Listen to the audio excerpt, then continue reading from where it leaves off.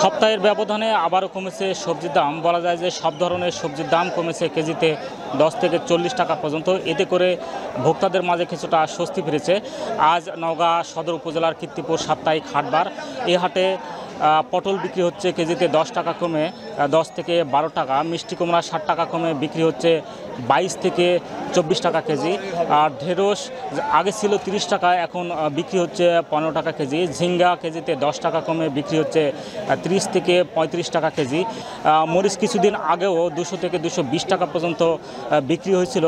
আজ মরিচ বিক্রি হচ্ছে 120 টাকা থেকে 150 টাকা কেজি।